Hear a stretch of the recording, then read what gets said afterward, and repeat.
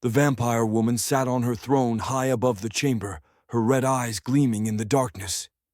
She looked down at the white-haired lady standing boldly below her and smirked. "Congratulations on getting this far," the vampire said. "But you'll have to go through all these men before you meet him." The white-haired woman wearing crown of thorns didn't flinch. Her eyes scanned the dozens, no hundreds, of vampires around her, their fangs barely hidden behind their smirks. "Bring as many as you want," she said coldly. "It'll only take me a few minutes to reach you." Laughter burst from the vampire lady. She stood, walked to the balcony's edge, and called down with relish, "Let's see what you're made of, then." At her command, the vampires around the white-haired woman stepped forward, forming a tight, ominous circle. The lady vampire raised her voice and shouted, "I want her alive!" One vampire lunged forward, grabbing at her arm. "Remove your hand," the white-haired woman said, warning. "Leave now, if you want to live." But the vampire only sneered and tightened his grip. In the next instant, the white-haired woman moved with lightning speed. Her hand slammed into his face with brutal precision. His body flew backward, crashing into two others. The rest froze in shock. "I warned you," she muttered, brushing off his touch. That was the trigger. All the vampires shed their human disguise, revealing monstrous claws, gleaming fangs, and eyes burning with bloodlust. They growled, circling her like wolves. The air thickened with tension. The white-haired woman exhaled and braced herself, her eyes glowing faintly. Her own fangs began to emerge, slowly, unmistakably. She wasn't entirely human either. A few years earlier, it began quietly. At first, only whispers, stories of people disappearing, of bodies drained of blood. Then came the truth. Vampires were real, and they were hunting in cities, towns, and alleyways.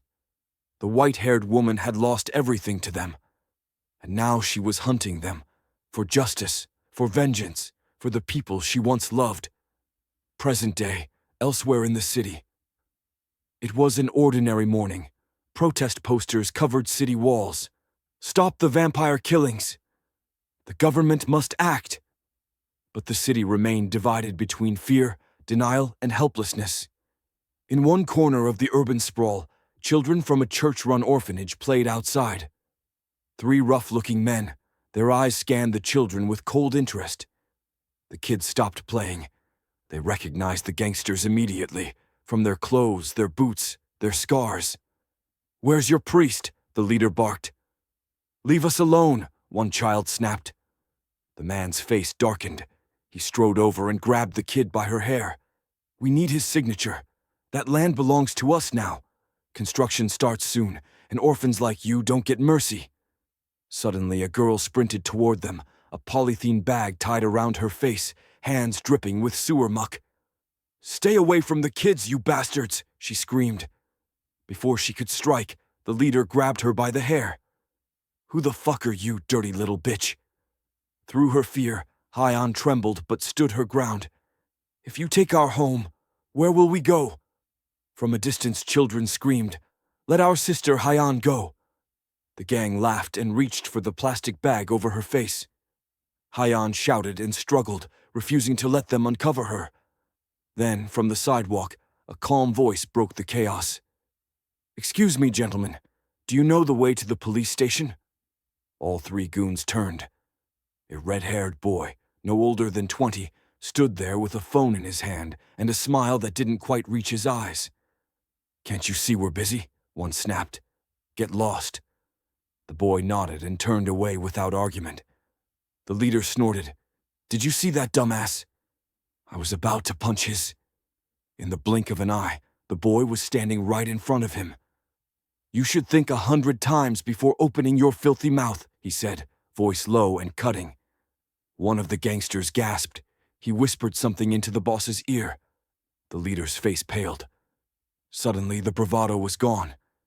The three men ran off, shouting, "We'll be back next week!" The children rushed to Haiyan and hugged her. She held them tightly. "Don't be afraid," she said. "The bad guys are gone. But promise me, don't tell Father what happened." The red-haired boy watched them for a moment, then turned to go. "Next time," he said as he walked away, "all three of you fight together." "Got it?" Haiyan called after him. "Thank you." He smiled faintly. "No need. I just hate scum like them." She offered, "I can show you the police station if you're really looking." Without turning, he replied, "I know where it is." Haiyan slowly removed the polythene bag from her face, watching him disappear down the street. She had lived at the church orphanage since she was 10. For years now, greedy developers had tried to seize the church land to build high-rises. With each passing month, the threats grew louder, more violent. But Haiyan's problem wasn't just the goons, it was loneliness. At school, she was brilliant, sharp, quick, observant. But somehow she'd never made a real friend. She told her younger siblings she had over 300 friends online, but they knew she was pretending. They even gave her advice. Join clubs, go to orientation, talk to people. But Haiyan? She missed the first orientation day of college, no clubs, no new friends. And so, despite her strength, despite her cleverness, she was alone. One morning, while Haiyan was on her way to college, the bus came to a halt near a commotion. A crowd had gathered. Police lines marked the perimeter, forensic experts moved busily, and whispers spread among the bystanders. In the center lay a corpse, its neck bloodied, twin puncture wounds still trickling red. Haiyan leaned against the window, her face pale. A shiver ran down her spine. "Another one," muttered an old woman standing in the bus. "This is the third in this area," said a middle-aged man, shaking his head. "How are we supposed to live like this? The government needs to act now." From behind her, a man pulled out his phone and spoke louder. "This is all over the news." He turned the volume up. A news anchor's voice filled the bus. "No one knows where they come from or where they go. Their presence remains an enigma. Some experts claim it's a mutation. Others insist they were always among us, simply hiding in plain sight, living like us, looking like us, until night falls." Haiyan's breath caught in her throat. She reached into her bag, pulled out a small silver cross, and clutched it tightly in her hand, whispering a prayer. "With murders rising daily," the news continued, "authorities urge everyone to remain indoors after the night siren. We repeat, do not step outside after dark. If you do, you know the consequences." The next evening, the college hosted its freshers' party. The atmosphere was a world apart from the tension outside. Music boomed, lights flashed, and laughter filled the room. Students danced, drank, played games, and mingled in cozy circles. But Haiyan stood alone, a quiet figure amidst the revelry, her arms folded as she watched the others. "So many days," she thought. "I still haven't made a single friend."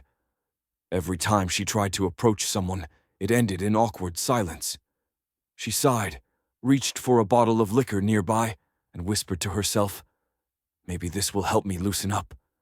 She took a sip, then another, and another. Before long, she was several drinks in, flushed, dizzy, and stumbling through her thoughts. "I should probably leave," she mumbled. "This was a bad idea." Just then, a voice shouted over the crowd, "Everyone gather around! A new challenge is about to begin!" At the center table, a burly boy named Yang grinned and raised his glass. "Drinking contest. Anyone dare face me?" People laughed. Yang was a legend on campus for his sheer size and tolerance. Then, to everyone's surprise, Haiyan stepped forward, lifted her drink, and declared, "I'll take you on." Cheers erupted. Moments later, Yang was slumped over the table, defeated. Haiyan remained standing, swaying slightly, victorious. "You drink like a fish," a girl laughed. "That was amazing. Your name's Haiyan, right? It means fair or clean, doesn't it?" Haiyan nodded, flushed from both alcohol and attention. The girl smiled warmly. "You should join our study group. What's your number?" Haiyan's eyes lit up. For the first time in days, her heart felt warm. She nodded eagerly and exchanged contacts. The group laughed and clinked glasses. "You're always saying hi to everyone," someone teased. We're calling you Miss Popular now." Haiyan laughed with them, cheeks glowing. "A toast." They all raised their glasses, joy and alcohol flowing freely, until suddenly a distant siren pierced the night. Everyone fell silent. A voice echoed from the city loudspeakers. "It is now night. The curfew is in effect. Vampires may be active. Please reach your homes immediately." The festive atmosphere cracked. Students began packing up, unease settling in. "I heard one of them worked near the convenience store," someone whispered. "Just vanished one day. Maybe he turned." Haiyan's fear returned. "How will I make it home?" she whispered. Just then, a voice spoke beside her. "I'll walk you," the boy said. Tall, handsome, calm. He offered a small smile.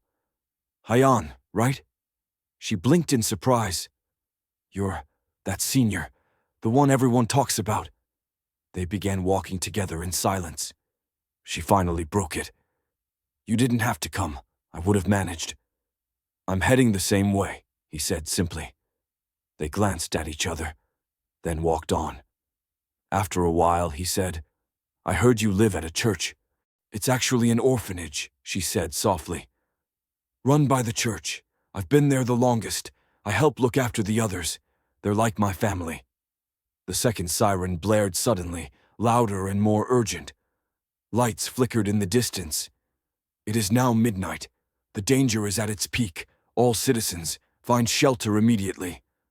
People began running, slamming doors, bolting windows. Panic buzzed in the air. "This area is mostly deserted," Haiyan muttered. "If something happens, no one will be around to help." "I'll catch the last bus," she added. "You should go too." The boy didn't flinch. "Don't worry about me. I'm not afraid of vampires." They continued walking until they reached a crossroads. Suddenly a shout broke through the night. A man was beating another in the middle of the road. "I told you," the attacker screamed. "You can hide anywhere. I will find you. If you don't pay back my money, you're dead." Haiyan and the boy froze. The real danger of the night had arrived, and it might not be vampires. The man on the ground groaned, blood dripping from his mouth as he struggled to rise. "Please, just leave me alone. It'll be better for both of us." The goon froze for a second, taken aback, then his face twisted with rage. "You dare threaten me, you bastard!" Haiyan's eyes widened. She recognized the goon immediately. "That's him," she whispered. "The same thug who came to evict us few days back, from the church." The goon stomped forward, fury burning in his eyes. "Any last wishes?" he growled, cracking. "Say your prayers now, because you're going to die." He raised his fist to strike. Haiyan instinctively closed her eyes, not wanting to witness the violence. A sickening crack echoed through the alley, followed by a wet, crunching sound. When she opened her eyes, everything had changed. The man who was lying on the ground was now standing tall and no longer human. His eyes burned red, his mouth was curled in a snarl, and his hand was buried through the goon's stomach, sliding out the other side. The goon gasped, choking on his own blood. "I warned you," the creature said coldly. "You should have walked away." He ripped his hand free, and the goon collapsed, lifeless. From the shadows, Haiyan stood frozen in disbelief. The vampire turned, blood still dripping from his hand. Haiyan's new companion, the charming senior, screamed in terror and took off running down the street. "No, wait," Haiyan called after him, trembling. "Where are you going? Don't leave me here. You said you weren't afraid." The vampire turned his head slowly toward her, a cruel smile spreading across his face. Haiyan's breath caught in her throat. She stumbled backward, reaching for her bag. "Stay away," she shouted, backing toward a wall. Her fingers fumbled through the contents of her bag, sweat pouring down her face. "It has to be here," she thought frantically. "Father Michael gave it to me. I know I packed it." The vampire laughed, low and mocking. "Looking for a holy cross?" he said, stepping closer. You think that can stop me? He cocked his head. Silly girl, those old tricks don't work on us anymore. Haiyan's hand searched every pocket. Nothing. She looked around desperately, hoping someone, anyone, might be nearby. No one came. The vampire smiled wider. No one will help you. You're all alone. Her voice broke. Please, don't kill me. The vampire tilted his head, his voice softening with mock pity. Why are you all so afraid of us? We were human too once, long ago. Then, with a feral growl, he punched the wall beside her. Bricks exploded outward, the wall cracked with a thunderous boom, and a gaping hole appeared. See that? He hissed. This is power, and I want to give it to you. Haiyan's heart pounded. No, she whispered, trembling. I don't want it. Oh, but you will, he said, eyes glowing with madness. You'll love it. He lunged forward, hand grabbing a fistful of her hair, yanking her closer. Why fight it? He growled. You don't know what you're missing. He leaned in, fangs bared, aiming for her neck. And then, a punch exploded across his face, snapping his head to the side. The vampire stumbled back, stunned. Haiyan stood there, breathing heavily, but something had changed. Her eyes were now glowing faintly crimson. Her posture was no longer weak or afraid. The vampire snarled and lunged again. But Haiyan moved faster. In the blink of an eye, she launched a series of brutal strikes. Each hit sent shockwaves through the alley. She fought with power far beyond human strength, raw, instinctive, merciless. With a final spinning kick, she sent the vampire crashing into a pile of rubble, unconscious. Silence returned. The night wind rustled through the broken alley. Haiyan stood alone, breathing hard, her hands shaking, not from fear, but from the awakening of something ancient within her. She looked down at her blood-stained fingers. Her fangs, sharp and glistening, slowly retracted. She whispered to herself bitterly, Not again. I didn't want this, she murmured. I told him to stay away. She closed her eyes, but he didn't listen. Then, to the night itself, she said, Let this be a warning to all of you. I was born a vampire, and I've tried my whole life to forget that. After a fierce battle with the dangerous vampire, Haiyan, having transformed into a vampire herself to stand a chance, emerges victorious. Exhausted but determined, she begins her quiet journey back home, leaping across rooftops under the cover of night. The city lights blur beneath her as she moves swiftly, her eyes scanning the familiar path back to the orphanage she calls home. Once inside, she steps silently through the dim corridors, careful not to wake anyone. Her expression is tense. She's searching for something important. Then her gaze lands on a small bundle of clothes tucked away in the corner. Reaching into them, she pulls out a delicate yet mysterious object, a crown of thorns. Without hesitation, Haiyan places the crown upon her head. As she does, a soft glow surrounds her, and her vampiric features begin to fade. Her fangs retract, her eyes lose their eerie glow, and she slowly returns to her human form. Relieved, she lies down on her bed, the crown still resting gently on her brow. But even in this quiet moment, a heavy thought presses on her mind. If anyone were to find out what she truly is, a vampire, she'd be expelled from school and unable to live among normal people. Determined not to let that happen, Haiyan makes a silent vow. From now on, she'll always keep the crown of thorns with her, tucked safely inside her bag.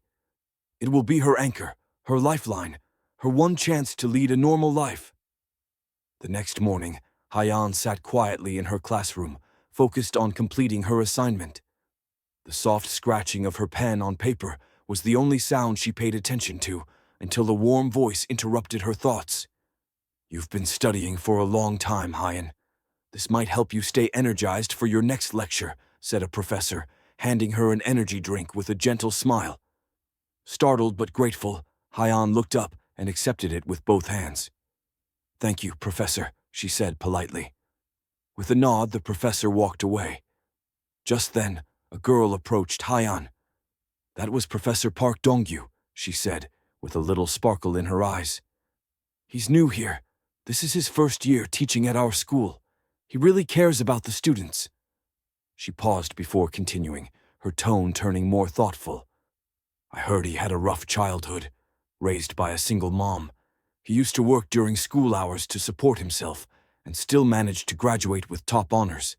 Came straight here to teach. Haiyan turned her gaze toward the professor. A soft determination glowed in her eyes. I want to be like him, she thought.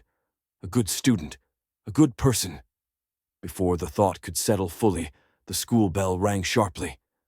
Later, Haiyan was walking home with her friends, the sun beginning its descent behind the rooftops. One of them turned to her with wide eyes. Hey, I heard you had a run-in with a vampire. Is that true? Are you okay? Haiyan raised her arms playfully and spun once. I'm perfectly fine, she replied with a smile. Another friend scoffed. I also heard that Sunbae left you behind. What a jerk. Haiyan shook her head. It's okay. I got out safely. That's what matters. The group walked on, chatter swirling around them like wind. You know, one friend said suddenly, lowering her voice. Statistically, 1 out of every 10,000 people is a vampire. That means there could be at least 2 vampires in our school. As the words left her mouth, she shivered and clutched her arms. Just then, Haiyan stopped in her tracks. In the crowd ahead, she spotted a shadow, tall and still, with glowing red eyes piercing through the bustle of students. Her body tensed. A chill raced down her spine, and she began to tremble uncontrollably. No, she told herself firmly. Not now. She yanked at her braid, a small act of grounding herself, of reminding her body who was in control. This isn't the time to become a vampire. And with that, she forced herself to move forward, steadying her breath, pushing down the fear that clung to her skin like frost. As Haiyan slowly regained consciousness, distant voices from a group of students reached her ears. She kept still, listening. Did you hear about the massacre in Busan? Someone said. An entire family, killed by a vampire. They're monsters, another replied. We need to keep our distance. If this keeps happening, humans won't survive. Vampires will take over everything. Another voice spat bitterly. They should all be wiped out. Disgusting creatures. The words stabbed at Haiyan. Her chest tightened as memories surfaced, memories of a lonely childhood. Back then, no one wanted to talk to her. No one played with her. Haiyan sat alone in silence. Her only companions were books. They were her friends, her escape. One quiet afternoon, while she was sitting in the park with a book in her lap, a boy suddenly appeared beside her. Oh, you're reading this one, he said, peering at the cover with interest. I read it a while ago. It's really good, he smiled. I'm Appa. What's your name? Haiyan looked up, unsure how to respond. Slowly, she gave her name, and that's how their first conversation began. Sitting together on the swings in the park, they shared little things about themselves. One day, Appa asked, I see you here a lot. Do you come home early from school? Haiyan shook her head. I don't go to school. I just read books. His eyes lit up. Wow, really? That's amazing. I always wished I didn't have to go to school. Haiyan looked at him in surprise. Appa continued, Honestly, I don't have any friends at school. If you want, we could meet at the library sometime, read books together. Haiyan hesitated, then asked, Do they have a lot of books with pictures in them? Appa paused, then understood. She couldn't read. She had only ever looked at the pictures. From then on, they met at the library often. Appa read stories aloud to her and shared things he'd never told anyone. Slowly, the library became their world, a safe haven, and over time, their bond grew. When Haiyan was with Appa, she forgot what she was, a vampire. She felt normal, human. But good things didn't last. One day she noticed bruises on Appa's face. She rushed to him, worried. What happened? He looked away. It's nothing, he mumbled and walked off. After that, he grew distant. Their meetings became fewer, the silence heavier. Once again, Haiyan was alone. Sitting by herself one day, flipping through a book, She thought of how Appa had helped her, how he taught her to read, how he made her feel less alone. I have to help him, she whispered to herself, like he helped me. She followed him to his school the next day. Hiding nearby, she saw it, Appa, cornered by a group of older boys. One of them raised his hand to strike him. Before the blow could land, Haiyan stepped in, grabbing the bully's wrist mid-air. "Leave him alone," she said coldly. With a sudden force, she shoved the boy back. He hit the wall hard, and in her rising anger, Haiyan punched the wall. The concrete cracked, a massive hole forming from the impact. The bullies froze in terror. She had transformed without realizing it. "Don't ever touch him again," she warned. The boys ran. Then she turned around to face Appa, expecting relief, gratitude. Instead, she saw fear. His eyes widened in horror. Please, don't kill me." And just like that, everything shattered. On that day, Appa found out what Haiyan really was. A vampire, not a friend, a monster. Their friendship ended that day. Haiyan was lost in her thoughts, caught in a quiet storm of memories from her past. Unaware of the present, until a sudden voice from her friend brought her back. Just as they were about to leave, a sudden buzz spread through the students nearby. Everyone seemed to be talking about someone, the super senior. Some students were shocked, others curious. A few even muttered that they thought he had dropped out long ago. It was as if a ghost from the past had returned without warning.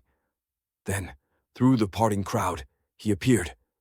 Tall and walking with unchecked arrogance, the boy moved as though rules did not apply to him. Without adjusting his path, he walked straight into Haiyan, his shoulder hitting hers hard enough to jolt her. Despite being the one who had collided with her, he muttered a harsh insult under his breath and kept walking without even a glance back. The words were crude. There was a brief moment of stunned silence. Haiyan's friend, unable to contain his anger, called out after him, blaming him for the collision. But Haiyan, anxious and cautious, quickly tried to calm his friend, not wanting to draw any more attention to herself. She feared any confrontation might lead to questions, and questions could threaten the secret she was trying so hard to keep. As the boy disappeared down the hallway, the tension began to fade, though a heaviness lingered. Her friend, still frustrated, leaned closer and told Haiyan who he was. Once a classmate of Professor Park, the boy had taken a very different path.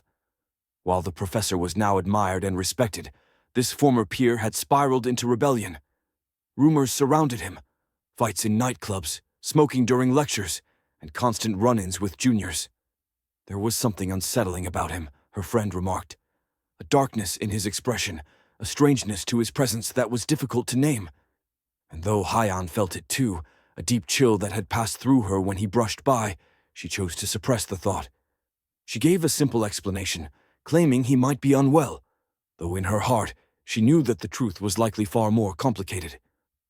The super senior, known as Byung-soo, walked with a restless energy through the side path of the campus.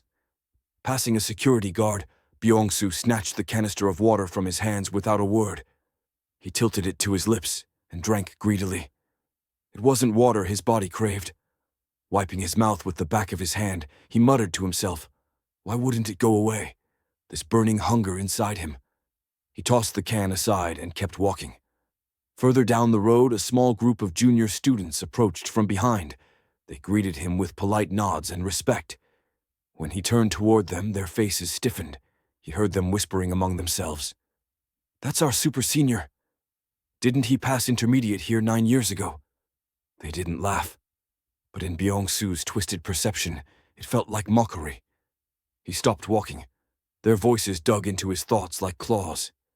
In his mind, they were laughing at his failures, at the years he had drifted through life aimlessly, unable to secure a job, cast out by his family, forgotten by society.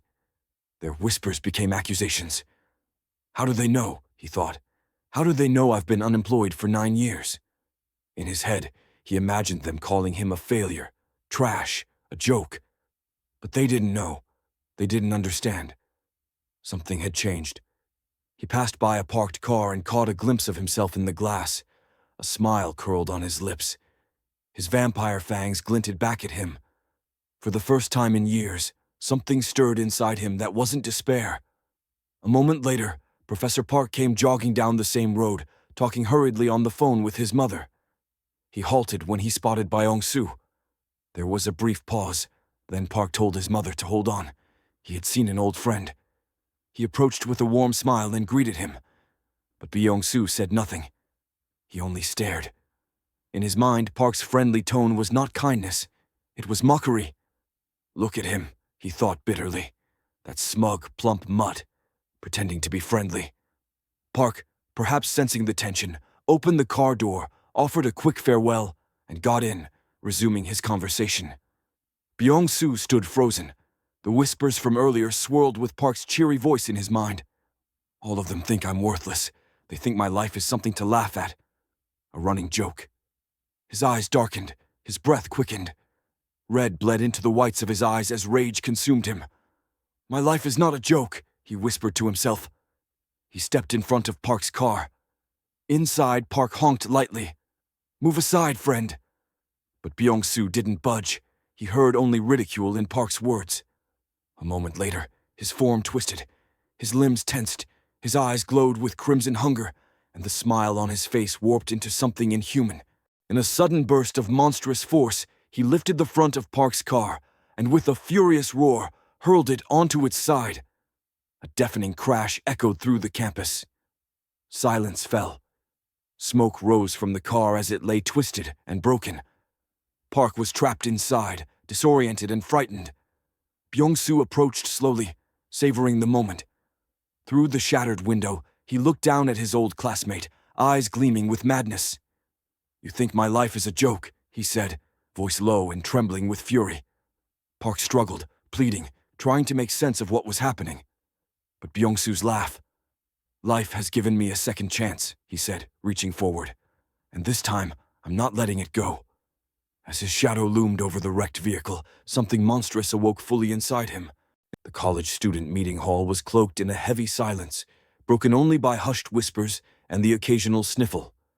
Students had gathered not for celebration nor routine announcements, but to mourn the sudden, horrifying death of Professor Park.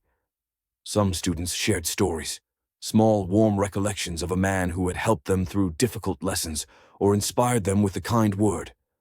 Others sat in stunned silence, unable to process how a man so respected, so gentle, could meet such a violent end. But beneath the sorrow, a current of anger began to build. Whispers turned to accusations. One name surfaced again and again. Byung-soo. Students cursed his name, their voices filled with disbelief and rage. It wasn't just murder, it was betrayal. How could someone who once walked the same halls, who once studied beside Professor Park, turn into a monster? Among the crowd sat Haiyan and her friends, their expressions tense and uncertain. He must have killed him out of jealousy, one murmured. Professor Park became everything he couldn't. He was respected, stable, successful. Something didn't feel right. A strange heaviness weighed on her chest, an instinct she couldn't explain. Just then, every phone in the hall buzzed at once. Emergency assembly. All students must report immediately to Gwanggaedo Hall. The announcement spread through the crowd like a ripple. Confused and anxious, students began to rise. Some lingered, murmuring questions, but slowly they began filing out of the meeting hall, their footsteps echoing softly. Haiyan remained there for a moment longer, her unease growing. Something about the silence after the crowd dispersed felt unnatural. Her friends urged her to come along. The room gradually emptied until it stood silent and still. But it was not truly empty. Behind a large wooden cupboard near the rear of the hall, Byung-soo crouched in the shadows. He had listened to every word, the sorrow, the judgment, the accusations, and worst of all, the pity. His eyes narrowed, face twisted with hate as the voices of his past came flooding back. His mother's cold disappointment, friends who had once laughed with him, now whispered about him with contempt. No money, no future, just a waste of space. The memories sharpened into knives inside his mind. His breathing grew erratic, his hands clenched. In a sudden burst of rage, he destroyed student meeting hall. His scream tore through the walls, a sound so raw and furious it could hardly be human. I'll kill every last one of you. His voice echoed like thunder inside the ruined Gwanggaedo Hall buzzed with whispers. Students gathered in rows, shifting uncomfortably as they waited for the faculty to begin the emergency assembly. Among them sat Haiyan's friends. But one thing became clear as time passed. Haiyan was missing. "Where's Haiyan?" one of the boys asked, looking around. Before anyone could answer, one of the girls muttered, "Did anyone see my face mask?" The group fell silent. At that very moment, Byung-soo was making his way toward Gwanggaeto Hall, each step slow and seething with rage. His mind boiled with memories of humiliation, rejection, and mockery. They would all pay, every last one of them. He reached the grand doors of the hall, pushed them open, and stopped. It was completely empty. Not a single student, not a single professor. The podium stood alone in the center of the stage, and pinned to it was a small handwritten note. Meeting relocated to Gunja Building. Gunja Building. That place had been abandoned for years. Back at Changed Assembly Hall, a crowd of confused students had cornered one of the professors, demanding answers. Why did the location suddenly change? The professor looked just as puzzled. "We never issued any change. I don't know who sent that message." Meanwhile, Byung-soo stood at the foot of the Gunja Building, its crumbling walls looming like a silent tomb. It was empty. No voices, no footsteps, no lights. He immediately realized what this was. A trap. And then he saw her. A lone figure stood near the center of the room, backlit by dim moonlight bleeding through broken windows. She wore a mask over her face, motionless, like a phantom waiting in silence. "Where are the others?" Byung-soo growled. It was Haiyan. Her eyes were filled with fury. "Forget about them," she said coldly. "Tell me, why did you kill Professor Park?" Byung-soo smirked mockingly, tilting his head. "What? Was he your teacher or something? Poor little girl." But then his expression changed. His voice dropped, coated with venom. "Fat scum like him should have known his place in life. I just reminded him." Haiyan's eyes burned.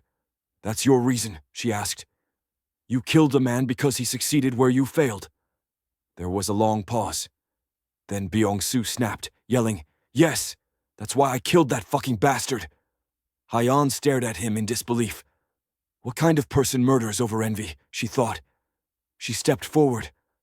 "I want you to surrender," she said firmly, voice low and unwavering. "You'll answer for your crimes. Apologize to Professor Park's family. People like you are the reason others fear walking home at night." Byung-soo scoffed. She kept walking until she reaches near him, and then his fist shot out. A brutal punch landed in her stomach. The impact launched her across the room. Byung-soo chuckled darkly, admiring his strength. "There's no limit to my power." But before he could finish his sentence, a blur moved behind him. He froze. Haiyan's voice rang out from right behind his back. "Do you really think that makes you powerful?" Byung-soo spun and threw another punch, but Haiyan vanished, dodging with unnatural speed. She appeared again, yards away, standing tall and composed. His eyes widened. This speed, this strength. It wasn't human. It wasn't until now that he saw it clearly. Her eyes glinted with the same crimson hue as his. And suddenly, it all made sense. She had set the trap. She had lured him here. "So," he said slowly, voice filled with cruel admiration, "you're special too, just like me." Byung-soo now asks Haiyan to take off his masks so that he can see her face, and then he asks her how she kept herself calm in middle of all students. Didn't she want to drink the blood of all the students? Haiyan didn't respond. She kept still. Byung-soo again show his devilish smiles and says, "Hey, come on. I'm just asking to remove your mask, not your clothes." Haiyan still remains silent. Byung-soo puffed, saying, "Now I understand why. Don't you want to remove your mask because you're hiding your identity among the students of our school?" He further added, "Don't worry, I'm not going to tell anyone about you." This time Haiyan responds, "I'm covering my face because you'll see my face, then I have to kill you. It's for your own safety." As Haiyan finished her words, Byung-soo dashed very fast towards her and starts attacking her. She didn't get a chance to respond. It seems that this time, Byung-soo was dominating and throwing punch after a punch on fallen Haiyan. While attacking, he kept on talking that the strength of vampires is determined by how much he can take blows from someone. Drops of bloods flowing all over his face, shouting loudly, he kept on attacking. After beating Haiyan for a while, he stand aside from her, thinking that this time she is not going to get up. But before he blinks his eye, Haiyan was standing normally, as nothing has happened, asking him, "This is all you got?" Byung-soo can't believe his eyes what is happening. As he looked down towards his fists, he saw them bleeding. Now he realizes that he was hitting the floor of the building with his punches, and the sound of breaking bones are of his own. He lied down on his knees, growls it hurts, and asks Haiyan, "Who is she?" She replies the same pain Professor Park have felt when you killed him. She asks, "How could you kill a man who was a friend of yours once?" while Byung-soo lying on the ground grunting in the pain. After a moment, he sob and speak, "When I think he was my only friend, I'm a devil." Saying this, he slowly gets up and says, "Who else would have let me use them as a toilet?" and laughs. Haiyan replies, "Your life sucks, because you piss off when you get the opportunity in your life." As Haiyan finish, Byung-soo flies towards her to attack her, saying, "Let me see your face, pretty girls." But this time, Haiyan easily holds his fist, with a single hand circling him in air. Once or twice, she throws him onto the ground. Lying on the Byung-soo grunt in pain, and looked towards her, realizing that she was better than him. Byung-soo reminds his old memories when he was converted into vampires for the first time. Other vampires let Byung-soo to their blood, to reborn as vampire, because they find him special. Within few days he was killing people to drink their blood to survive, as normal people takes months to adopt the changes. Other vampires were surprised with Byung-soo's ability, because he was quite daring and cruel too. They tell him that life expectancy for a mixed blood would be 5 or 4 days, which can turn into infinity if they drunk blood on regular basis. They also warn him that if you ever faced a vampire who is angel of death, keep your mouth shut and show respect, as they are king and queen of the vampire world. If you come across one, beg for your life. Byung-soo realizes the Haiyan was that angel of death, but he got late to realize this. Haiyan dashed towards him in aggression in her dangerous vampire form. Punch after punch, one after another, there is dust all over, nothing visible. After a moment, Haiyan jumped from the building, holding Byung-soo by his neck, who was brutally injured, broken teeth and bleeding face. Falling towards the ground in speed, Byung-soo begs for his life, saying that he is ready to face the consequences for his acts. Haiyan replies, "Then die, you fucking bastard." At very next moment, a blast as they hits the ground. Cracks all over the ground, showing the intensity of the impact. Byung-soo dead lying on the ground, Haiyan standing near his corpse. Within few moments, Byung-soo's body vanished into this air like dust. At this particular moment, Haiyan remember Oppa face, along with Byung-soo face, who were begging her for their lives. She becomes sad, because she never wanted to hurt someone's body with her power. She slowly turns and walk away from there. The next day, the Gunja building, where Byung-soo had died, was surrounded and barricaded by the vampire task force. Officers in tactical gear moved around the scene, securing entrances and checking for clues. One officer muttered, "What's the point of forming this task force? Wherever we go, the corpses of vampires just vanish into thin air." Another officer sighed. "Maybe we should call an exorcist or something." A male officer gave her a sharp look. "This isn't the time for jokes. Let's just wrap this up quickly so we can finally take a break." The male officer beside her flexed his wrist, casually showing off his expensive watch. Turning to her, he asked, "So, have you found anything suspicious so far?" She replied, "There are no CCTV cameras in this building, but 2 students were caught on nearby front-facing security cameras from residential houses around the time of the incident." He scolded her harshly. "That's all you've got? How can you be so lazy?" She looked down, slightly hurt. "Sorry, sir," she murmured. Inside, she was thinking, "Ever since I joined this task force, he's always been like this, barking orders at juniors and then taking all the credit when the work's done. He interrupted her thoughts again. Any blood traces? Fingerprints? She shook her head. No, sir. Before he could ask anything else, a presence loomed behind them. Captain Huang had arrived, like a shadow. His sudden appearance startled both of them. Good morning, everyone, Huang said calmly. Then he turned to the female officer. Could you repeat what you've discovered so far? Before she could respond, her superior stepped in, annoyed. Who sent you here? You've got your own team. Do your job with them. Don't stick your nose in our case. He tapped Huang's shoulder aggressively. But as he raised his hand, Huang noticed the man's expensive watch. Grabbing his wrist, Huang said quietly, A person like you normally wouldn't splurge on such a costly watch, especially one that barely fits you. The officer mumbled, I bought it myself. Mind your own business. Huang brought the man's wrist closer to his nose and sniffed. Cologne. And if I recall correctly, you don't do drugs, right? Yet, this watch is showing Russian local time, not Korean. Huang's eyes sharpened. I wonder, that tall, heavy-set drug trafficker from Russia, the one who was released not long ago.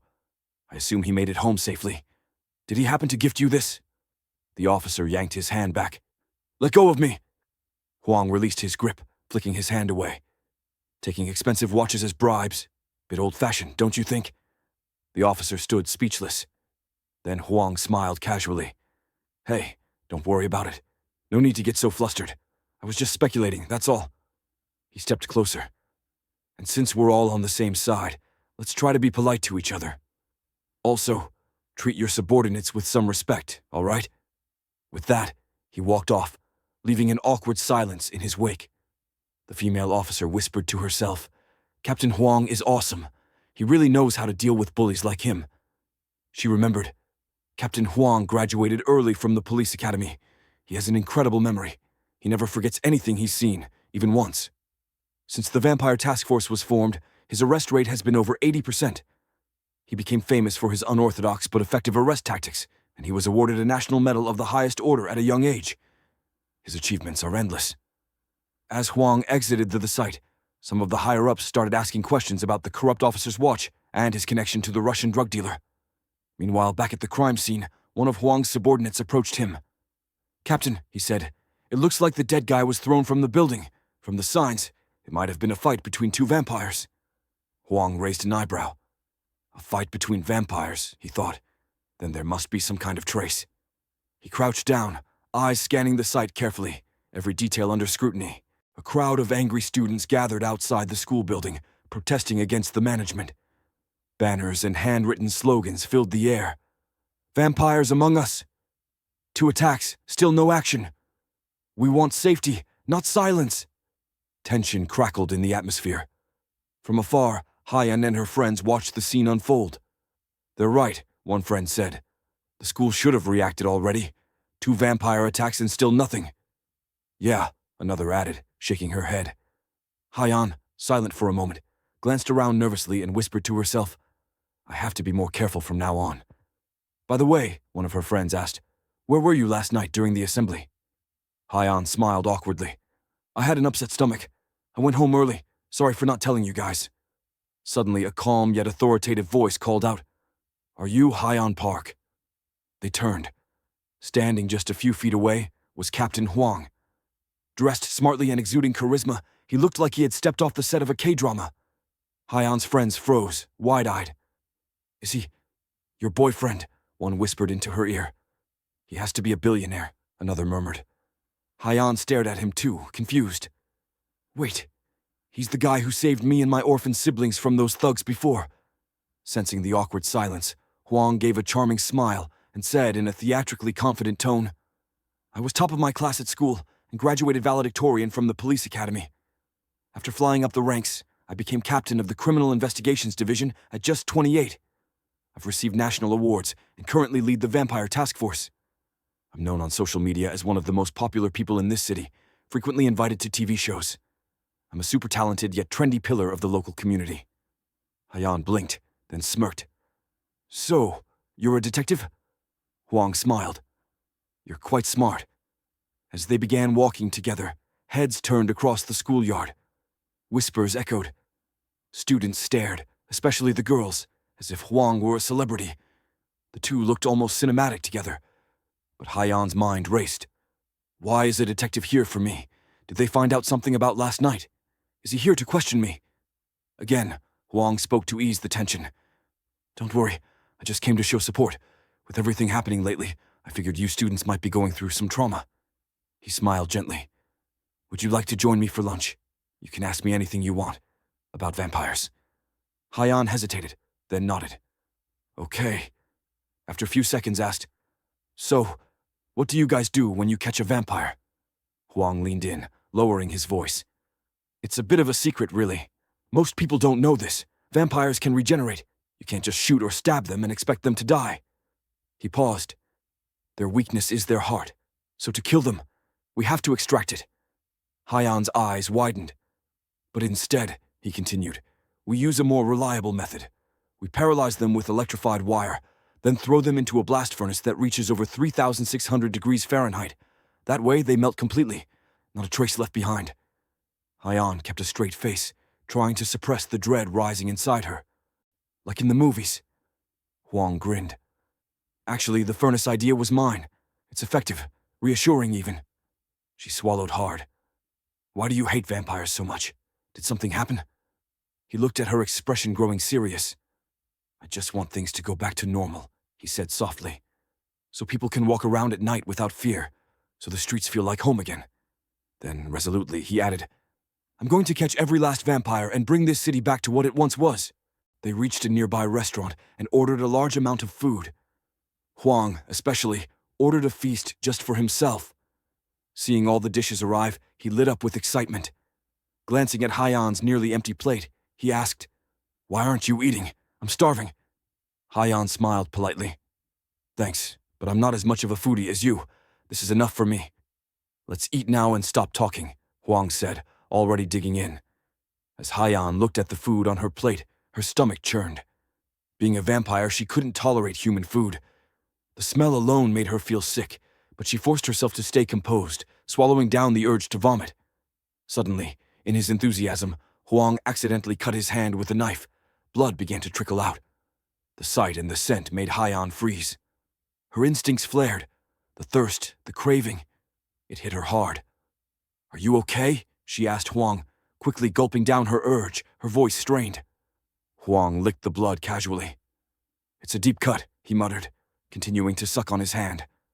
Haiyan, gripping a crown of thorns hidden in her bag, clenched it tightly to control the transformation threatening to surface. Her thoughts spiraled. Is he doing this on purpose? Is he trying to expose me? As the bleeding stopped, Huang glanced at her. Why aren't you eating? Didn't like the food, or did my blood ruin your appetite? He teased with a strange smile. Better eat before it gets cold. Then, with a chuckle, he added, There's no one in Korea who doesn't love grilled shrimp. Well, except maybe vampires. Haiyan froze again. Huang continued, nonchalantly. As far as I know, they can only consume blood.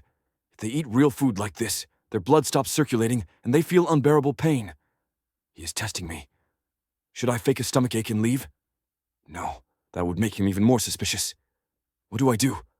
Her hands trembled, but determined to keep her secret safe, she picked up a grilled shrimp and forced herself to eat. Cheeks stuffed with food, she said with a fake grin. This smells so good, I just couldn't resist. Huang stared at her, a bit surprised. To distract him, she pushed her plate slightly toward him. Want a bite or two? I'm about to finish this, it's so tasty. Moments later, Haiyan was in the bathroom, throwing up everything she'd eaten. Once it was all out, she slumped onto the toilet seat, sighing in relief. I feel so much better now, she whispered. Then, joining her hands, she prayed quietly. God, I promise I'll clean the church every day from now on. Just, please help me survive situations like this. When she stepped out of the bathroom, Huang was waiting for her near the cafeteria entrance. He noticed she was holding something. Before he could ask, she quickly said, These are sticky rice cakes. My younger brother loves them. Trying to end the encounter before anything else happened, she smiled sweetly. I should get going. Without saying goodbye, she left the cafeteria. As she stepped outside, she exhaled deeply, her smile softening. She felt like she had just escaped a prison. As Haiyan stepped out of the cafeteria, she saw students were still protesting, but the atmosphere had grown darker, more dangerous. On the makeshift stage, the protest leader stood with a knife in his hand, eyes burning with fanaticism. "Let's prove we're not vampires," he shouted, lifting the knife and slicing his wrist. A gasp rippled through the crowd as several of his followers raised their hands, each showing a fresh cut. "If you're human, you'll heal slowly," he declared. "But vampires, they heal instantly." From the crowd, someone called out, "What do we do if we find one?" The leader sneered. "Hand them over to the police. They're not that powerful in daylight anyway." He turned back to the audience. "Take out your blades. Prove you're not one of them. This is the only way to survive." Chaos erupted. Some students hesitantly followed suit, nervously nicking their skin. Others stood frozen, unsure or unwilling. Among them, Haiyan stood silently, her breath shallow. Her mind raced. "Stay calm. Find a way out. Don't draw attention." Suddenly, a hand gripped her shoulder. She turned quickly, only to find Huang beside her. Without a word, he took her hand and began pushing through the crowd. She stared at him, stunned, as he led her away.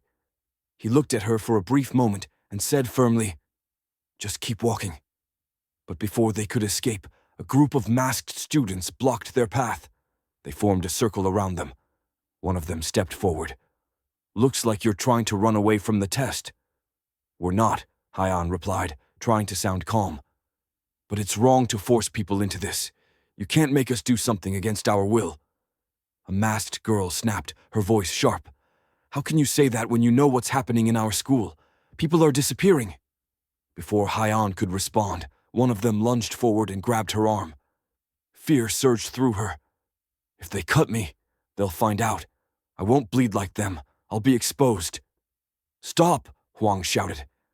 He pulled back Haiyan's sleeve, revealing a bandage on her wrist, stained faintly with dried blood. "We already did the test," he said coolly. "Do you need more proof?" He covered her wrist again, giving them a cold, steady glare. Haiyan's heart pounded. She suddenly understood. The bandage was from his own injury at the restaurant. He must have wrapped it around her wrist without her even noticing. They began walking away again, pushing through the tense crowd. Haiyan stared at Huang, confused. Why is he doing this for me? What does he know? Just then, another voice rang out. It was the protest leader himself, stepping into their path. "That could be from anywhere," he said, eyes narrowing. "I didn't see her take the test. I want her to do it again." Haiyan froze. Her worst fear was about to come true. The leader reached out to grab her wrist, but before he could touch her, Huang caught his arm mid-air and squeezed it tightly. "Listen," Huang said, his voice low and threatening. "She's not on an operating table. She did the test. That's enough." He tightened his grip. "And going around with a blade, forcing people to cut themselves. That's a crime." The leader tried to pull free but failed. "I don't know who you are. How can I trust either of you?" Huang smiled coolly and pulled out an ID card from his jacket. "You seem pretty determined," he said, flashing the badge. "Good. So am I. I'm willing to risk my life to catch a vampire." The crowd fell silent. The leader's expression shifted from righteous anger to stunned disbelief. Haiyan stood silently beside Huang, eyes wide. She had no idea what just happened or who Huang really was. After the day's incident, Haiyan lay quietly on the floor, surrounded by her orphaned brother and sisters, who were already fast asleep. She, however, was wide awake, her mind replaying the events of the day in restless loops. Suddenly, her phone buzzed. She reached for it and saw a message from Huang. "Give me a call if you need help." The sound must have stirred her siblings. One of her sisters blinked up at her and teased, "Are you talking to your boyfriend?" Haiyan didn't answer. Instead, she gently urged them, "Go back to sleep." As she placed the phone on her chest, her thoughts lingered on Huang. "This guy, he's different from the others," she mused. "As far as I know, he's not a bad person." Meanwhile, across town, Huang stood alone on his terrace, smoking cigarette. The city lights flickered below, but his attention was fixed on his phone, where Haiyan's photo illuminated the screen. He exhaled a slow plume of smoke and muttered to himself, "I never thought I'd run into one like her. I finally found the pure-blood vampire." Outside Haiyan's orphanage, two goons were causing a commotion, shouting and banging on the gate. "This is the last house left that hasn't signed," one grumbled. "That damn priest is holed up in there and won't come out." The priest appeared, a thick wooden stick in hand and a cigarette dangling from his lips. "Where were you, you dumbass?" sneered one of the goons. The priest said nothing, calmly taking a drag and exhaling smoke. The goons shoved a stack of papers at him. "Listen, old man, sign these before you get hurt. I'm being nice because you're a priest." Without a word, the priest smashed his stick on the ground, splintering it in two. He stubbed out his cigarette on his tongue, unfazed by the pain, and looked the goons dead in the eye. "If that's how it is, let's go somewhere nicer to talk." The goons faltered, fear creeping into their eyes. They backed away, muttering excuses. The junior goon whispered, "What just happened?" His boss replied, voice shaky, "I've got urgent business. Otherwise, I'd show that priest who's boss." As they hurried off, the senior goon muttered, "What kind of priest is he, anyway? The rumors must be true. Wherever he goes, people start dying." As the last echoes of trouble faded from the street, Father Michael stepped quietly into the old house. Inside, Haiyan stood in silent prayer, her orphaned siblings watching her with a mixture of awe and concern. The moment they saw the priest, the children rushed to him, their arms wrapping around him in an unusually warm welcome. Father Michael raised an eyebrow, his voice gentle but curious. "What's all this? You never greet me like this. Did something happen?" One of the younger siblings piped up, "It's Haiyan, Father. She's been acting strange since yesterday." Haiyan, ever respectful, stood and offered a polite smile. "How was your workshop, Father?" He softened, his sternness melting for a moment. "It was fine, child." Haiyan's respect for him was deep. He had raised her as his own, never letting her feel the sting of being an orphan. To her, he was more than a guardian. He was the father she never had. But she knew he despised her vampiric nature, and this time she was desperate to keep her recent slip hidden. As Father Michael settled in, the siblings chimed, "We were waiting for you, Father." Before he could respond, two women entered, one carrying a glass jar. "Good evening, sister," Michael greeted them warmly. "We came to thank you for fixing the plumbing," one replied, offering the jar. "And happy birthday, Father." He accepted the gift, turning it over in his hands with a smile. "Thank you. This means a lot." Seeing his good mood, Haiyan felt her anxiety ease, if only for a moment. But then, Father Michael's tone shifted. "Haiyan, come with me to the roof. We need to talk." The evening air was cool. On the rooftop, Father Michael leaned against the boundary wall, his gaze fixed on the dimly lit street below. He pulled out a cigarette, lighting it, his eyes narrowing as he spotted a shadowy figure lurking in the distance, watching the house. Breaking the silence, Haiyan asked quietly, "What's wrong, Father?" He exhaled a thin stream of smoke, his voice low and grave. "It was you, wasn't it? The recent vampire incident. You were responsible." Haiyan froze, words failing her. Father Michael's voice hardened. "You could have been caught. Are you planning to get your siblings killed along with you?" She finally found her voice trembling. "I had no other choice." He sighed, the weight of his disappointment heavy in the air. "I've respected your decisions until now, but from this moment, you can't go to school, not until you earn my trust again." Haiyan's eyes filled with desperation. "Please, Father, I'll be more careful. I've done everything to hide what I am. School is the only place I don't feel alone. Please trust me, just one more chance." He cut her off, his gaze sharp and sorrowful. "Don't you understand? It doesn't matter how much you train a wild beast. In the eyes of others, you'll always be a monster." Stunned into silence, Haiyan could only stare, the sting of his words cutting deeper than any wound. After the harsh words from Father Michael, Haiyan stepped out of the house. It was raining. People had gathered in the streets, holding banners and chanting protests against vampires. "We want our children safe. Go away, you monsters. It's time we take matters into our own hands." The slogans echoed through the air, filled with fear and anger. Watching the chaos unfold, Haiyan realized Father was right. She sat quietly on a nearby bench, rain pouring down her face, mixing with tears she didn't even notice. Her thoughts spiraled. She had no memories from before arriving at the orphanage. It was there she learned that humans, delicate and beautiful like flowers, lived peaceful, normal lives. And she wanted that life too. But no matter how hard she tried, she would never truly belong in their world. To them, she would always be a monster wearing a human mask. In the distance, she saw children laughing, a boy handing a flower to his blushing girlfriend. A sweet, normal moment. And in that moment, Haiyan's heart ached. "I want that life," she whispered, "a normal human life, to love someone, to have friends." But fate cursed me. She sat quietly as the rain fell harder. Scene shifts. Outside a hidden vampire club, a group of vampires, smoking and joking. One of the older ones turned to a young newcomer. "Listen, kid, if you ever meet an angel of death, just grovel. Don't be like that idiot Byong-soo. He stood tall and ended up 6 feet under." The kid blinked. "What's an angel of death?"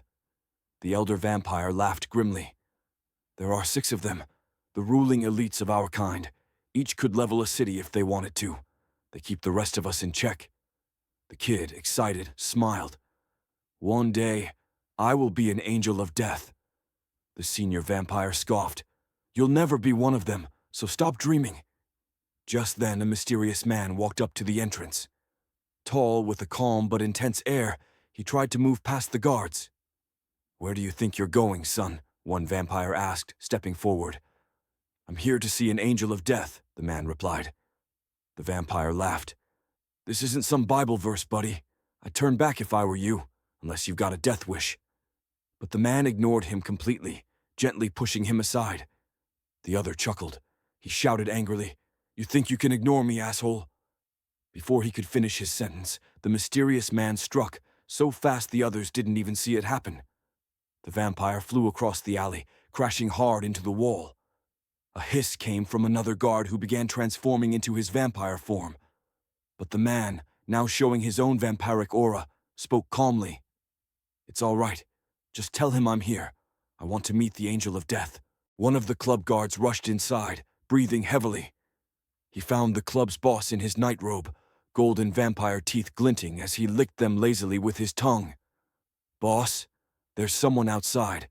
He took out 2 of our guards. He's asking for you." The boss raised an eyebrow, amused. "Let him in. This sounds entertaining." Inside the club, music pulsed loudly, bodies moved in rhythm, and laughter echoed across the dark, neon-lit lounge. Suddenly, glass shattered. The music screeched to a halt. All eyes turned to the source of the noise. The mysterious man had forced his way in, slamming another guard through a table. The shards of broken glass sparkled around them like falling stars. The man rose slowly, his claws extended, glowing faintly in the club's dim light. He looked down at the lifeless body beneath him and spoke coldly. "I've seen enough of your rookies. Come out now, angel of death." Silence. "Come out," he roared, "before I kill someone else." A slow clap echoed from the shadows. Red eyes pierced through the darkness, glowing like coals. As the figure stepped forward, the crowd shrank back. The club boss smiled as he revealed himself, elegant, cruel, and oddly calm. "So dramatic," he chuckled. "What business do you have with me?" The mysterious man sneered. "Are you the angel of death? You look way too puny." The boss laughed mockingly. "Ouch, that hurts. No one ever talks to me like that. You must be new. Let me guess. You're one of those wannabes who thinks he's strong enough to become an angel of death." He looked the man over and smirked. "Wait a second. You're that UFC champion, right? I've seen your fights. Big fan." The man didn't reply. The boss stepped closer. "Why don't you join me? I'd be honored to have you in my circle." The stranger growled back. "I don't join groups led by weaklings. Give me your title, and I might let you live." The club owner chuckled, clearly unbothered. "Oh no, I'm so scared. Please don't hurt me." Then his smile faded. "Watch your mouth before you say something you can't take back." Before he could finish, the mysterious man struck with a devastating punch. The club owner flew across the room. Gasps filled the room, blood sprayed. But before anyone could react, the mysterious man was on him again, landing brutal punches one after another. "I'm overflowing with power," the man muttered to himself. "I'm done with my boring life. I'll become an angel of death, and then I'll do whatever the hell I want." He raised his fist for the final blow. "Die, you motherfucker!" In a blur, the club owner was suddenly standing again, calm, smiling, untouched. He raised one hand and flicked his middle finger against the man's forehead. The impact was catastrophic. The mysterious man flew backwards like a missile, slammed into a wall, and dropped unconscious. Blood oozed from his mouth as silence fell. The club owner dusted off his hands and grabbed a towel. Tsk, weak, embarrassing, he turned to his guards. "If he's dead, toss him out, and clean this mess." Just as they moved to obey, another subordinate sprinted into the room, panting. He leaned close to whisper into the boss's ear. "Sir, we've confirmed it. A pure-blood vampire has been spotted in the city." The club owner's eyes widened. His drink slipped from his hand. "A pure-blood?" He paused, then grinned. "Shall we go pay them a visit?" The scene shifts to a narrow, rain-slicked street where a small crowd gathers around a grated storm drain. Murmurs ripple through the group as they peer inside. A faint, panicked mewing echoes upward. A cat is trapped below, flailing in the rising filthy water. The drain cover refuses to budge, sealed tight with rust and time. "Anyone have bolt cutters?" someone calls out. Others try pushing and pulling, but it doesn't move an inch. Then, a sudden voice cuts through the tension, loud and urgent. "Hey, look up! Free cash in the sky!" Heads snap upward, eyes scan the clouds, but the sky is empty, just gray. "There's nothing," someone mutters. "Who said that?" They turn back to the drain and freeze. The cover is open. The cat, soaked and shivering, crouches just outside the grate. Behind it stands a girl, lean, breathless, trying to melt into the background. It's Haiyan. Her eyes flick to the crowd, then to the open street behind her. People rush forward, both relieved and amazed. Someone asks how she got it open. Still catching her breath, Haiyan shrugs and mumbles something about it just giving way. Phones flash. The moment is captured, shared. By morning, her photo is on the front page. Mystery girl saves drowning cat in daring rescue. At home, Father Michael reads the headline in silence. The paper trembles slightly in his hands. "I told you, stay out of the spotlight," he says, voice low but charged. Haiyan doesn't respond. He sets the paper down slowly. "You don't understand what you've done. Vampires aren't hiding anymore. They've grown, powerful, organized. They've infiltrated the underworld. The police can't touch them." His voice tightens. "And you're what they want, what they need. Your blood is the only thing that keeps them alive longer than nature allows." Around the room, the truth hangs in plain sight. Notes on vampire physiology cover the walls. Ancient texts and newspaper clippings are scattered across the desk. Haiyan picks up one of the articles. She doesn't look at him when she speaks. "What am I to you?" Michael's expression hardens, but his eyes betray something softer. "Don't get sentimental," he mutters. Her voice cracks as she speaks again. "I know what I am, a monster, but have you ever thought about what that feels like? Living like this, every single day?" "You're not a monster to me," he says. "I'm not afraid of you. I'm afraid for you." Haiyan's voice rose again, trembling but firm. "You're worried because I'm a vampire." Michael took a step forward, shaking his head. "No, I'm worried because you're you," he said, his voice tight with emotion. "Because you're still my child, no matter what runs in your veins. This world doesn't see the difference, but I do. But it's too late." Haiyan turns and bolts. The door slams behind her. Her footsteps fade. As silence settles over the house, Michael notices a small envelope on the floor. He picks it up. "Happy birthday," it reads, in delicate handwriting. He sat on the table behind him, the card trembling in his fingers. Father Michael was a kind man. He always helped others without expecting anything in return. But for Haiyan, one sentence from him haunted her deeply. "You're a monster." Those words left a scar. It changed everything between them. A few days later, Father Michael stood in his church, dressed in his chalice-white Catholic robes, blessing the faithful who came to receive communion. Among the crowd, a man whispered to another, "Father Michael, he's always so distant. I've known him for years, but I've never seen him smile." The other nodded. "They say he has scars, a lot of them. Rumor is, he has a dark past." As Father Michael continued blessing the line of churchgoers standing in the queue, coming to him one by one. In the queue standing the man with purple hair, the owner of the infamous vampire club. Father Michael stiffened the moment he saw him. His breath hitched. He whispered to himself, "Something's off. He's not like the others I've seen wandering around outside during the day." For a moment he froze. The communion bread in his hand trembled. The people in line began to murmur, confused. The purple-haired man broke the silence with a soft, unsettling smile. "I'm looking for someone," he said. "Maybe you can help me find her." Father Michael's heart pounded.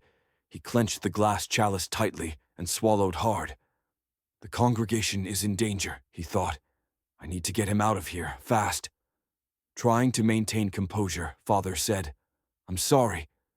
We're in the middle of a service. Come back later." The vampire's smile widened just slightly. "Don't worry, Father. I'll leave as soon as I find the one I'm looking for." Michael's voice hardened. "The person you're looking for isn't here." The vampire tilted his head. "Aren't you a priest? You look like you're about to punch me. I didn't even say who I was looking for." A man in the line tapped the vampire's shoulder impatiently. "Hey, hurry up. We're all waiting." The vampire pressed a hidden button on his umbrella and replied coldly, "Don't touch me. I won't warn you again." The man scoffed, grabbed his shoulder and barked, "Listen to me, motherfucker. Do what you came to do and get out. We've got other people waiting." In a flash, the vampire squeezed the man's hand tightly, too tightly. Tension rose. Father Michael quickly stepped forward, raising his voice, "That's enough. Everyone, please leave. The service is over for today." Confused and murmuring, the congregation slowly made their way out of the church. The vampire turned to follow, but before stepping out, he tossed a card toward Father Michael. "Come visit me at the club, Father, whenever you have time." Then, with a slow lick of his teeth, he added, "And send my regards to Miss Haiyan Park." With a dramatic slam of the church door, he was gone. Father Michael stood in the silence of the now empty church, panting, staring down at the card in his hand. Late at night, Father Michael sat quietly, deep in thought. He pondered how they had come to know about Haiyan. The only reason they hadn't attacked her yet was because her heart hadn't fully matured. It was only a matter of time. His eyes wandered to the table beside him. On it lay a birthday card, simple, handmade, given to him by Haiyan. Beside it were 3 old photographs as he stared at it. Memories from a darker past washed over him. Long before he became a priest, Michael had been a soldier. Those were hard days, harsh, brutal. But there had been one bright spot. A child, a boy. He had found him during a military operation. The child had almost nothing, yet he always wore a smile. They didn't speak much, didn't meet often, but a quiet bond had formed between them. The boy had a way of making Michael smile, something rare in those days. But like a sudden sandstorm, disaster struck without warning. One day, intelligence reported that terrorists were transporting explosives nearby. The army was ordered to intercept and eliminate any suspicious targets immediately. Michael hadn't seen the boy in a while, but that day he saw him again, under the worst possible circumstances. The boy was spotted near the suspected site, carrying a bag. It looked suspicious. Soldiers surrounded him, weapons drawn, demanding he drop it. Michael was among them. He stepped forward, urging the boy gently, almost pleading. "Do what they say," he told him. "Please." But the boy didn't respond. He behaved strangely, fidgeted, then slowly began to unzip the bag. The tension snapped. A shot rang out. The boy fell. The soldiers rushed to inspect the bag. Inside were only empty paint cans. Later, it was revealed that the boy's parents had been working with the terrorists. They had used him as a decoy, a distraction. The guilt crushed Michael. From that day on, he stopped smiling. He had failed to protect the one innocent soul who brought light into his life. That day broke something in him. It was the day he turned to God. He became Father Michael, hoping that through service he could wash away the guilt. But nothing ever truly changed. The past clung to him like a shadow. Then, late one night, the TV flickered on with breaking news. Riots in Bankson Market. Infected group suspected. The reporter's voice was urgent. Victims show signs of being attacked, blood drained from their bodies. Police warn civilians to avoid going out after dark. If you see anything suspicious, report it immediately. Father Michael leaned back, his face pale. The country was beginning to panic. The emergency had begun. Vampires were real. And they were here. One late night, as snow fell harder than usual, Father Michael was returning from the market. The streets were nearly empty, buried under white silence. On his way home, something caught his eye. A girl lying unconscious in the snow, her body fragile and motionless. She was cold, pale, and looked hurt. He immediately carried her to the nearest hospital, but there wasn't a single wound on her. When the doctors finished checking her, they looked baffled. "There's not even a scratch on her," one of them said. "Are you her guardian?" Before Michael could reply, the girl stirred. She opened her eyes, large, sorrowful, and familiar. Her hand clutched his tightly, as if pleading. Those eyes, they were just like the child who had once died in front of him during a military raid. The resemblance haunted him. Something inside Michael urged him not to leave her. So he brought her home. The girl said her name was Haiyan, but everything else, her past, her memories, was gone. She behaved oddly. It didn't take Michael long to realize she wasn't a normal human. She was something else. But still, she reminded him of the boy. That grief kept him silent. He didn't ask questions. He just let her stay. In recent weeks, vampire attacks in the city had grown worse. The late-night news was filled with chilling reports, murders, disappearances, bloodless bodies found in alleyways. Every night Michael stayed up, unable to sleep, the past eating at him. Haiyan's presence in the house stirred painful memories. She was a living echo of the child he had failed to protect. One night, unable to bear the weight of it anymore, Michael went to his drawer. Inside were letters, written by that boy before he died. Letters Michael had never dared to open. With trembling hands, he tore them apart, piece by piece, and threw them into the trash. Haiyan saw it happen. The next day, Michael came home to find something strange. On the table were the same torn letters, carefully pieced back together with tape. Next to them was a small note in Haiyan's handwriting. "Thank you for everything, but I don't want to cause you pain. I don't want you to be stressed because of me. So, I'm leaving." The words hit Michael like a storm. Haiyan walked alone through the snow, straight to the nearest police station. She was scared, of herself, of hurting others, of what she might be. She didn't understand her powers, only that they were dangerous. A female officer spotted her. "Hey kid," she said kindly. "What are you doing here? You need help." Haiyan tried to speak, but fear tightened her throat. She swallowed hard. "You okay?" the officer asked again, more gently this time. Gathering her courage, Haiyan whispered, "I'm a vampire." The officer blinked, stunned, then gave a nervous laugh. "Okay, sweetie, you really shouldn't joke like that. Not safe these days." "But it's true," Haiyan insisted. The officer's expression hardened. I'm gonna pretend I didn't hear that.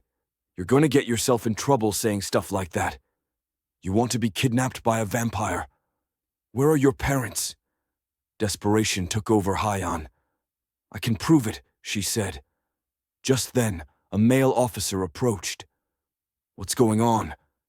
Before anyone could answer, Haiyan raised extended her fingers, her nails sharpening unnaturally. The officers instantly reached for their guns. But before things could escalate, Father Michael arrived there.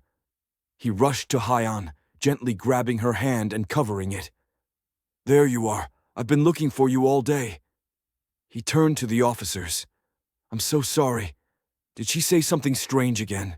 She can be a bit dramatic sometimes, playing the part of a flustered guardian. She's not dangerous, just confused. I'll take her home now. The tension slowly eased. Michael led Haiyan away.